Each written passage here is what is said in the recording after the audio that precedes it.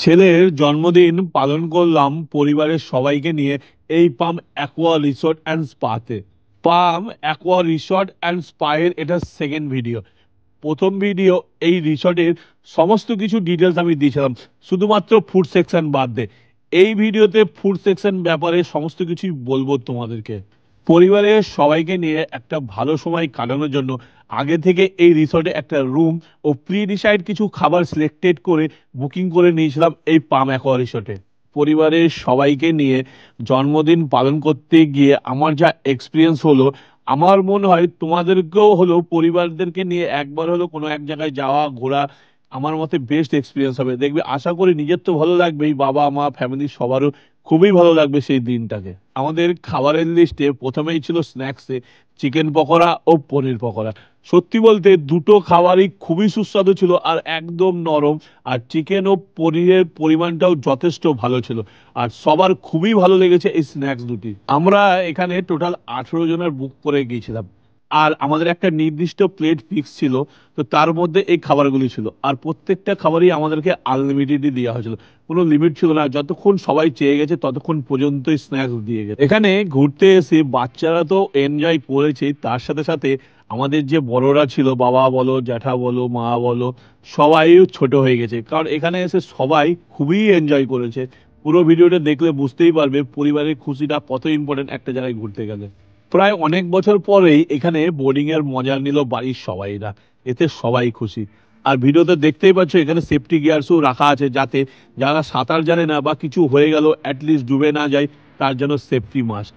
আর এই রিসর্টের সব থেকে স্পেশাল বা ভালো এরিয়া হলো এই কিডস পার্ক। কিডস পার্কে আমাদের এইটাই যে বাচ্চাটা দেখতে পাচ্ছ, এটা আমার ভাগ্নি একমাত্র। আর সে তো সব থেকে বেশি এনজয় করেছে, তার সাথে তো আমার ছেলেও এনজয় করেছে। কিন্তু তার পাশাপাশি আমার পরিবারের সবাই কম বেশি ভালোই এনজয় করেছে। এখানে কাউকে দেখে বুঝতে পারবেন না যে এই পার্কটা বাচ্চাদের জন্য। বড়রাও ভালোভাবেই ইউজ করে চলেছে এই পার্ক। সত্যি এই কোয়ালিটি টাইম স্পেন্ড করা ফ্যামিলিদের জন্য মাস্ট। আমার আজকে মনে হলো অনেকদিন পর ফ্যামিলির সাথে এইভাবে ঘুরে টাইম কাটিয়ে। এটা আমার পরিবারের সব থেকে ছোট সদস্য, বয়স সবেমাত্র 3 মাস। আর এখানে এসে কিছুই বুঝতে পারলো না, পুরোটা দিন ঘুমিয়েই কাটিয়ে দিল। সবকিছু দেখালাম। এবার আসি এই পাম অ্যাকোয়া রিসোর্টের মেন পার্ট, খাবার দাবার। আমি এখানে বুক করেছিলাম একটা প্লেট সিস্টেমে। সেখানে খাবারে ছিল চিকেন পকোড়া, পনির পকোড়া, বাসন্তী পোলাও, পনির বাটার মশলা, একটা জলের বোতল, সাদা ভাত, ডাল, খাসির মাংস, চাটনি ও মিষ্টি, পাঁপড়। আমার কাছে অনেকেই মেসেজ করেছে পাম অ্যাকোয়া রিসর্ট অ্যান্ড স্পায়ের মেনু কার্ডের জন্য, কিন্তু এদের এখনো সম্পূর্ণ মেনু কার্ড রেডি হয়নি ও প্রিন্টও করা হয়নি। তো এখন কিছু লিমিটেড আইটেম দিয়ে এদের রেস্টুরেন্ট চলছে। কিছু স্পেশাল দিন ছাড়া এদের রেস্টুরেন্ট প্রত্যেক দিনই ওপেন থাকে। তোমরা চাইলে যে কোনো দিন এদের রেস্টুরেন্ট ভিজিট করতে পারো। তার সাথে এই অ্যাকোয়া রিসর্ট অ্যান্ড স্পায়ের পরিবেশ বা চারিপাশের সার্ভিসের মজা নিতে পারো ফ্যামিলি বা বন্ধু বান্ধবদের সাথে।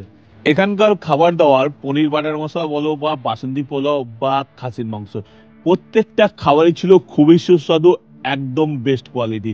আর আমাদের পরিবারের সবারই ভালো লেগেছে এখানকার খাবার দাবার আর এদের পরিষেবা।